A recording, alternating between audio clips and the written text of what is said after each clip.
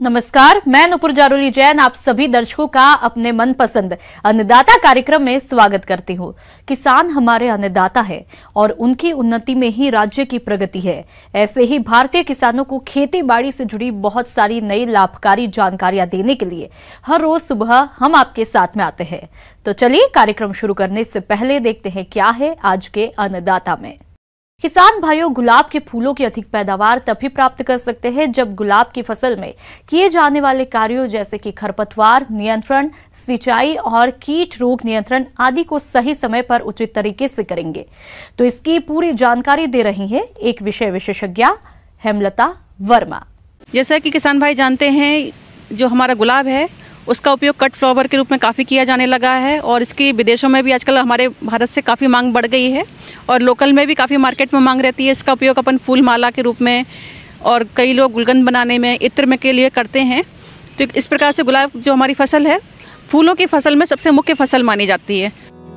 किसान भाइयों, गुलाब की फसल से गुणवत्ता युक्त अधिक फूलों की प्राप्ति हो, इसके लिए आप फसल को खरपतवारों से मुक्त कैसे करें, इसकी जानकारी कुछ इस प्रकार है। किसान भाई, गुलाब की फसल में एक चीज़ का जरूर ध्यान रखें, निदाई गुड़ाई समय समय पे करें। निदाई गुड़ाई खुरपी की सहायता से कर सकते हैं, क्योंकि अगर निदाई गुड़ाई समय पे नहीं होगी तो पौधों की वृद्धि सही प्रकार से नहीं होगी और हमें अच्छे प्रकार का गुलाब नहीं मिलेगा। क्योंकि गुलाब की फसल ऐसी है, अगर सही बढ़त नहीं हुई तो गुलाब में सही प्रकार से कली नहीं बनती है और उसका फिर मार्केट रेट भी हमें सही प्रकार से नहीं प्राप्त होता है। किसान भाई, इस तरह का भी ध्यान रखें कि अगर रोग ग्रसित अगर शाखाएँ उनको समय समय पर काटते रहें और जो पौधे या पत्तियां सूख गई हैं, टहनियाँ सूखी हुई हैं, उनको भी समय समय पर कटिंग करके निकालते रहें। क्योंकि अगर वो लगी रहेंगी तो हमारा जो अच्छे फूल हैं उनका वृद्धि पर भी विपरीत प्रभाव पड़ता है। तो इस किसान भाई इस तरह का भी ध्यान रखें। गुलाब की फसल में सिंचाई और उर्वरक प्रबंधन का विशेष महत्व होता है, तो आप कैसे करें फसल में सिंचाई और पोषक तत्वों का प्रबंधन, आइए जानते हैं। और किसान भाई, सिंचाई का विशेष रूप से ध्यान रखें अपनी गुलाब की फसल में। जैसे अभी कई जगह पे अपने देखा रहे हैं कि मध्य प्रदेश, छत्तीसगढ़ में कई जगह पे बारिश हो रही है। तो किसान भाई ये ध्यान रखें, अगर बारिश हो गई है तो सिंचाई ना करें। मिट्टी के ऊपर ध्यान दें कि अगर मिट्टी हमारी सूखी हुई है तो सिंचाई करें और अगर मिट्टी में नमी उपयुक्त है तो सिंचाई देने की आवश्यकता नहीं। वैसे किसान भाई, गुलाब की फसल में मौसम के हिसाब से करीब 10 से 15 दिन में सिंचाई, जैसे सर्दियों का मौसम चल रहा है, 10 से 15 दिन में सिंचाई की आवश्यकता पड़ती है। कई किसान भाई सिंचाई करते समय ड्रिप इरिगेशन का भी प्रयोग कर रहे हैं। बहुत अच्छी विधि है। ड्रिप इरिगेशन का प्रयोग से हमारे पानी की बचत होती है और इसके साथ साथ हम खाद उर्वरकों का भी प्रयोग कर सकते हैं। तो किसान भाई, अगर ड्रिप इरिगेशन से सिंचाई कर रहे हैं तो ड्रिप इरिगेशन के सहायता साथ में अगर खाद देंगे तो या तो हम सॉल्युबल जो से आते हैं, आजकल NPK घुलनशील आते हैं, तो उसको पानी के साथ देंगे तो उससे हमारी फसल की वृद्धि अच्छी होगी और वो जो पानी है वो सीधे पेड़ की जड़ तक जाता है। तो करीब 2 ग्राम प्रति लीटर के हिसाब से घुलनशील उर्वरक आते हैं, आजकल उपयोग किए जा रहे हैं। तो इसका भी प्रयोग अपने ड्रिप में करें।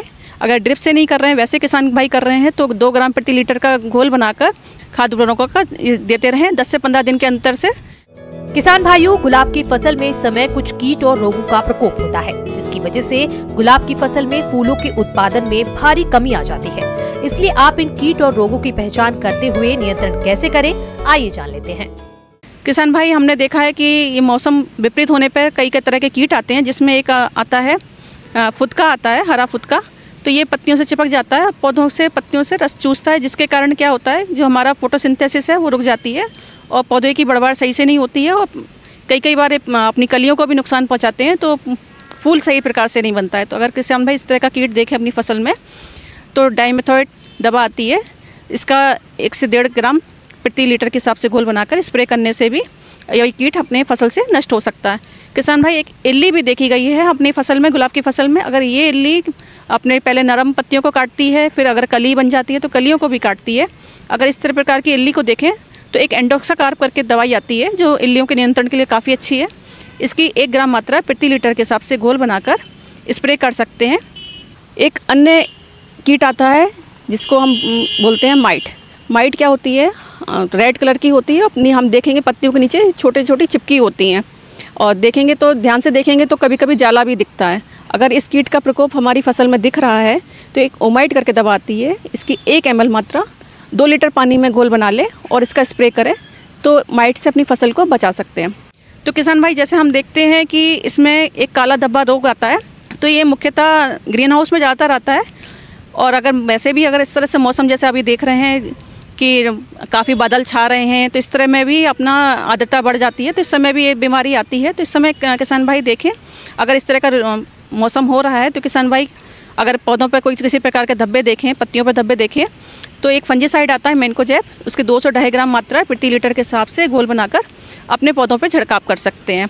एक पाउडरी मिल्ड्यू भी एक बीमारी अब देखी गई है अपने इसमें गुलाब की फसल में। अगर वो बीमारी अपने फसल में आती है, अगर इसमें क्या होता है, पत्तियों पे पाउडर जम जाता है सफ़ेद कलर का, तो उससे पाउडर जमने से हमारा पौधा सूख जाता है और फिर उसकी वृद्धि नहीं होती और अच्छा फूल भी नहीं बनता। अगर इस तरह की समस्या देखते हैं किसान भाई, तो अपना या तो फफूंदनाशक डाल दें मैनकोजेब, या फिर अपना 3 ग्राम प्रति लीटर का सल्फर का पाउडर का घोल बनाकर भी स्प्रे कर सकते हैं, और फिर 10 से 15 दिन बाद फिर से रिपीट स्प्रे करें। इस तरह से पाउडरी मिल्ड्यू हमारी फसल में नहीं आएगा।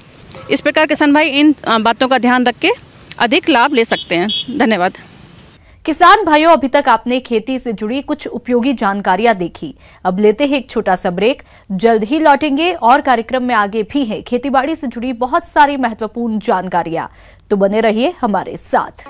ब्रेक के बाद आप सभी दर्शकों का अन्नदाता में स्वागत है। चलिए अब रुख करते हैं अगली कड़ी की तरफ। सरसों की फसल अभी पुष्पन और फली बनने की अवस्था में है, लेकिन इस समय इसमें कई रोगों का प्रकोप होता है जो कि फसल की बढ़वार और उत्पादन को प्रभावित करते हैं। इसलिए समय रहते इन रोगों की पहचान कर रोकथाम कैसे करें, इसकी पूरी जानकारी के लिए मिलते हैं कृषि वैज्ञानिक डॉक्टर अमरेंद्र कुमार से। आप लोग लगा चुके होंगे और सरसों आपका पौधा अच्छा होगा, लेकिन जो है इसमें कई तरह का बीमारी आने का आप संभावना रहता है, क्योंकि लगाने के बाद आपको बीमारियों से बचाव करना काफ़ी आवश्यक है। तो इसमें प्रमुख रूप से जो बीमारी हमारे प्रदेश में आता है, जिसमें कि अल्टरनेरिया ब्लाइट है और वाइट रस्ट है, श्वेत हरदा उसको कहा जाता है। तो इन दो बीमारियां जो है, ये दोनों बीमारी फफूंद के द्वारा होता है।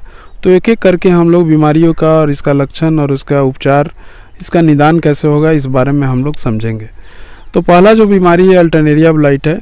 ये अल्टरनेरिया ब्लाइट एक अल्टरनेरिया नामक फफूंद के द्वारा होता है, और ये जो पौधा लगाने के 40 से 45 दिन के बाद शुरू होता है, और न केवल पत्तियों पे, ये उसके डंठल पे और उसके बीज पे और उसका जो सिलिक होता है उस पे भी ये बीमारी आना शुरू करता है। किसान भाइयों, सरसों की फसल में अल्टरनेरिया अंगमारी रोग का प्रकोप अधिक होता है। ये एक बीज जनित रोग है, तो इसलिए बुआई से पहले आप बीजों का उपचार जरूर कर लें। तो आइए जानते हैं इस रोग के लक्षण एवं उसकी पहचान के बारे में। तो इसमें लक्षण ये है कि सबसे पहले इसके पत्ती पे, जब पत्ती में क्या होता है कि ये जो है भूरा रंग का आपको स्पॉट बनना या धब्बा बनना शुरू हो जाता है, और धीरे धीरे आप देखेंगे कि ये धब्बा जो है बड़ा हो जाता है। इसको पहचानने का एक इम्पॉर्टेंट चीज़ है कि इसमें रिंग बनता है। जब आप धब्बा को आप गौर से देखते हैं तो इसमें एक कंसेंट्रिक रिंग बनता है, जो कि गोल गोल करके रिंग बनने से, और ये धब्बा आपस में धीरे धीरे धब्बा बड़ा हो जाता है, और बड़ा होके धब्बा जो है आपस में मिल जाता है। तो इस कारण से आप देखेंगे कि पूरा पौधा आपका झुलसा हुआ नज़र आ रहा है। और ये जो बीमारी है तीनों तरह का, मतलब फफूंद, ये जो है एयरबॉर्न डिजीज भी है, सीड बॉर्न डिजीज है, और मिट्टी में भी इसके कारक मौजूद रहते हैं। क्योंकि ये मिट्टी जनित भी बीमारी है, इसलिए आपको गहरी जुताई करने की आवश्यकता है, जैसे कि अन्य बीमारियों में भी किया जाता है। गहरी जुताई करने से क्या होगा कि इसका जो कारक होगा मिट्टी में, वो कारक इसके मर जाते हैं गर्मी के कारण से। दूसरा जो चीज़ है इसमें कि बीज उपचार करें, क्योंकि बीज जनित बीमारी है। बीज उपचार के लिए कई दवा जो है बाज़ार में उपलब्ध है। आप जानते हैं कार्बेंडाजिम से हम लोग बीज उपचार कर सकते हैं। दूसरा चीज़ ये है कि आप जब इसका सिम्टम देखेंगे तो जब इनिशियल फेज में ही आप एक छिड़काव ज़रूर कर दें। इसके अलावा आप जो है कार्बेंडाजिम का इस्तेमाल कर सकते हैं 2 ग्राम मात्रा प्रति लीटर पानी में। जैसे ही आप सिम्टम देखें तो आप जो है, अगर पत्तियों पे दिखाई दे तो पहला छिड़काव कर दें। किसान भाइयों, सरसों की फसल में सफेद रथुआ रोग का प्रकोप होता है, जिसकी वजह से फसल खराब होने लगती है और उत्पादन में कमी आ जाती है। इसलिए आप इस रोग का नियंत्रण करें। दूसरा जो बीमारी के बारे में मैं चर्चा कर रहा था, जिसको कि वाइट रस्ट या श्वेत हरदा के नाम से जाना जाता है। आप देखते होंगे कि पत्तियों पे जब मौसम, क्योंकि मौसम जो है आधार, मौसम के कारण ही बीमारी जो है, किसी बीमारी का प्रकोप ज़्यादा रहता है, किसी का कम रहता है। पत्ती का जो पिछला भाग है उस पर उजला उजला रंग का आप देखेंगे कि जो है आपको दिखाई देना शुरू करेगा धब्बा। मतलब कि वो रुखड़ा आपको दिखाई देगा, जब उसको छुएंगे तो कोई उभार निकला हुआ आपको दिखाई देगा। और ये जो है पत्ती के दूसरे साइड में, जो ऊपरी साइड में भी आपको इसका दिखाई देगा कि कुछ जो है यहाँ नीचे यहाँ पे है। और ये इनिशियल स्टेज में देखेंगे और बाद के में स्थिति देखेंगे कि पूरा जब पौधा आपका कोटिलिनेरी स्टेज से ट्रू लीफ स्टेज में आएगा तो ये इसका जो है सीवियरिटी बढ़ता जाएगा। जब दाना निकल जाता है, दाना निकलने के बाद जो ऊपरी हिस्सा है वो जो है मुड़ जाता है, उसको स्टैग हेड कंडीशन कहते हैं। क्योंकि सीवियर कंडीशन में वो जो है ऊपर वाला भाग पूरी तरह, जो पॉड होता है, जो ऊपर का भाग है वो पूरी तरह से मुड़ जाता है इस बीमारी के कारण से। आप देखेंगे कि एयरबॉर्न डिजीज है और उसके साथ साथ बीज जनित भी बीमारी है। इसलिए आपको जो है बीज उपचार करने की आवश्यकता है। बीज उपचार करने के लिए आप जिस तरह से पहले मैंने बताया उसमें भी कार्बेंडाजिम से आप बीज उपचार कर सकते हैं 2 ग्राम मात्रा में, या थीरम और कैप्टन का जो मिक्सचर आता है उससे भी आप 3.5 ग्राम मात्रा प्रति किलोग्राम बीज के हिसाब से उसका उपचार कर सकते हैं। अगर खड़ी फसल में ये बीमारी आपको जैसे ही दिखाई दे तो उसमें आप इसका जो है आप इसके लिए केमिकल ट्रीटमेंट आपको करने की आवश्यकता है। उसमें आप प्रोपिकोनाजोल का आप इस्तेमाल कर सकते हैं। 1 से 1.5 ml मात्रा प्रति लीटर पानी में डाल के आप इसका छिड़काव कीजिए। प्रथम छिड़काव आपको सिम्टम जैसे दिखाई दे कर देना चाहिए, और अगर स्थिति बहुत ही खराब हो तो आप 1 सप्ताह के अंतर पे 2 से 3 छिड़काव करके इस बीमारी से आप बचाव कर सकते हैं। आगे और भी है खेतीबाड़ी से जुड़ी बहुत सारी रोचक जानकारियां, पर यहाँ पर रुकेंगे एक और ब्रेक के लिए। जल्द हाजिर होते हैं। ब्रेक के बाद एक बार फिर से आप सभी दर्शकों का अन्नदाता कार्यक्रम में स्वागत है। बढ़ते हैं अगली प्रस्तुति की तरफ। किसान भाइयों, देखरेख के अभाव से दुधारू पशु में थनैला रोग हो जाता है। यदि सही समय पर इस रोग का निदान नहीं किया गया तो पशुपालकों को भारी नुकसान उठाना पड़ सकता है। तो क्या है थनैला रोग के कारण, लक्षण और बचाव उपचार के उपाय, इसकी जानकारी दे रहे हैं कृषि महाविद्यालय जबलपुर के डॉक्टर लक्ष्मण सिंह शेखावत।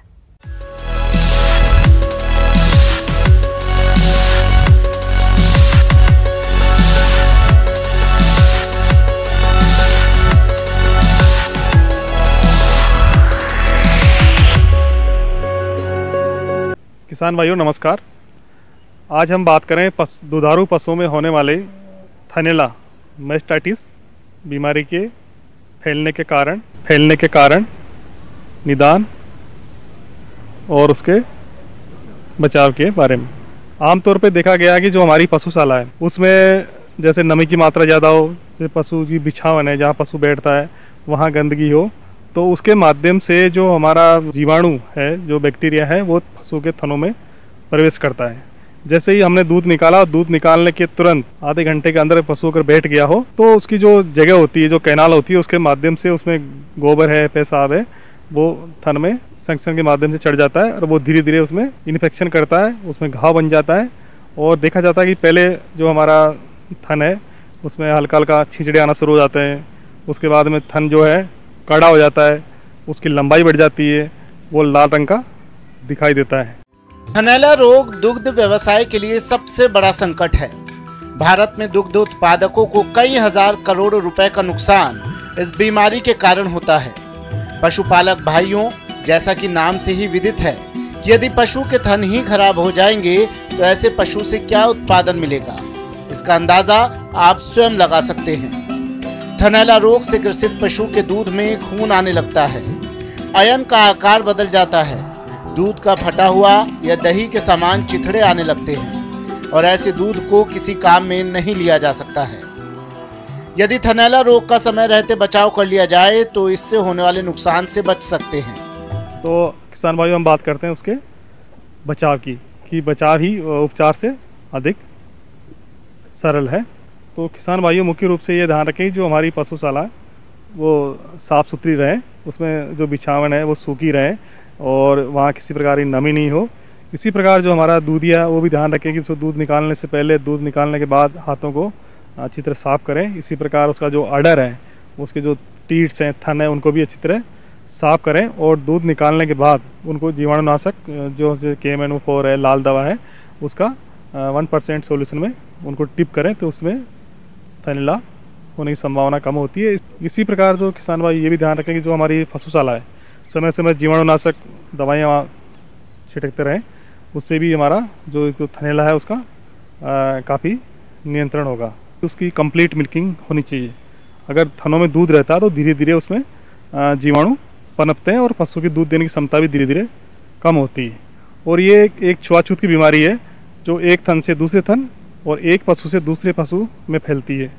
और इसको फैलाने में मुख्य रूप से जो हमारा दूधिया है, दूध के बर्तन है, ये भी सहयोग करते हैं। जैसे संक्रमित हाथों से अगर हमने एक गाय को लगाया, उसके बाद दूसरी गाय का दूध निकाला, तो उस दूसरी गाय में ये बीमारी फैल जाती है। यानी कि जो पशु थनैला से ग्रसित है तो उसका अलग ट्रीटमेंट बॉक्स में ले जाके या अलग पशुशाला में उसको रखें, जिससे दूसरे पशुओं में ये हमारा थनैला नहीं होगा। दूध व्यवसायी पशुपालकों के लिए थनैला एक चुनौती से कम नहीं है। थनैला रोग से पशुपालकों को बहुत हानि होती है। इसको समय पर पहचान कर पशु चिकित्सक की मदद से तुरंत इलाज करवाना चाहिए।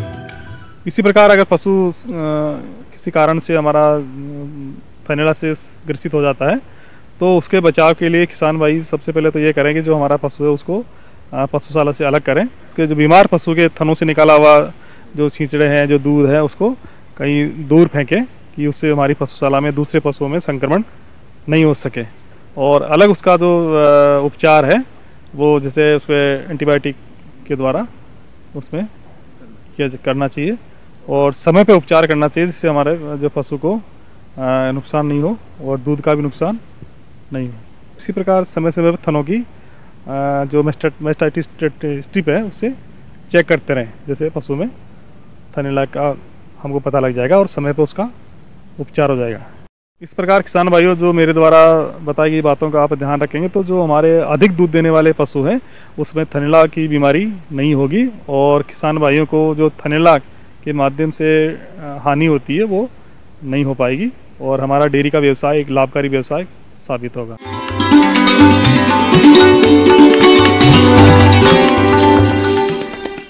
अन्नदाता हेल्पलाइन निशुल्क फोन संपर्क सेवा के माध्यम से आपके द्वारा पूछे गए प्रश्नों में से एक या दो महत्वपूर्ण प्रश्नों को हम अपने कार्यक्रम में शामिल करते हैं। इसी के तहत आज का चयनित प्रश्न और उसका जवाब इस प्रकार है।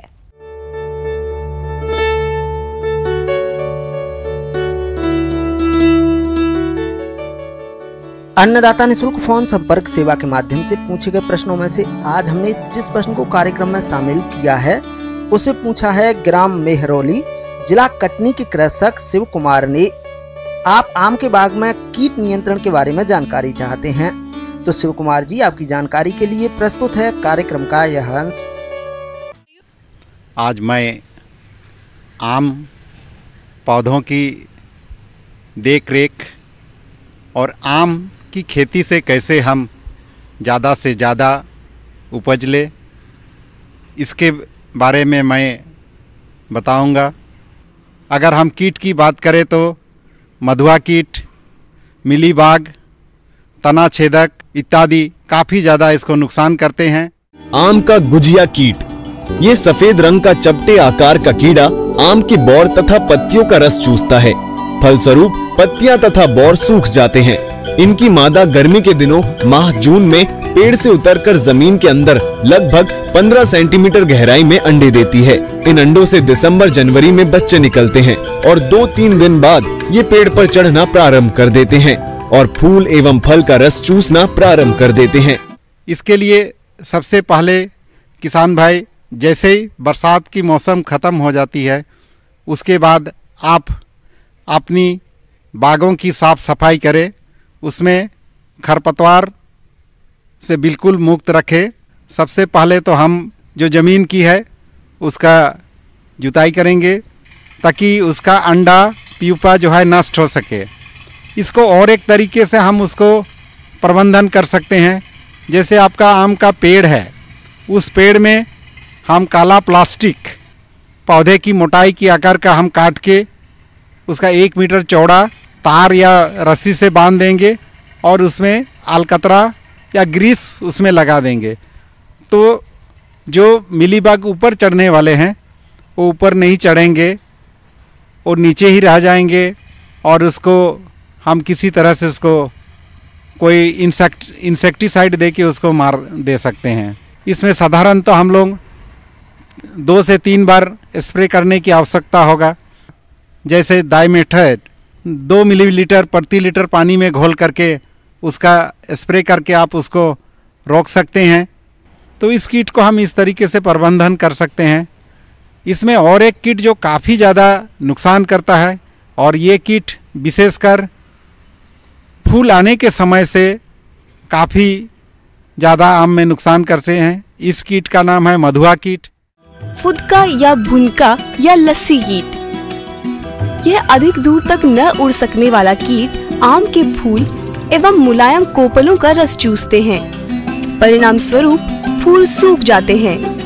अधिक प्रकोप होने पर ये कीड़े काली फफूंदी, ब्लैक सूटी मोल्ड नामक बीमारी को जन्म देते हैं। रोकथाम हेतु 2 से 3 छिड़काव मोनोक्रोटोफास 0.5% आधा मिली दवा 1 लीटर पानी का छिड़काव करें, या रोगार 0.1% 1 मिलीलीटर दवा 1 लीटर पानी घोल कर छिड़काव करें। और ज़रूरत पड़े तो उसका फिर 15 दिन के बाद इमिडाक्लोरपिड का हम स्प्रे करेंगे। तो इस तरीके से हम जो मधुआ कीट है वो काफ़ी खतरनाक होता है, क्योंकि वो मधुस्राव भी छोड़ते हैं।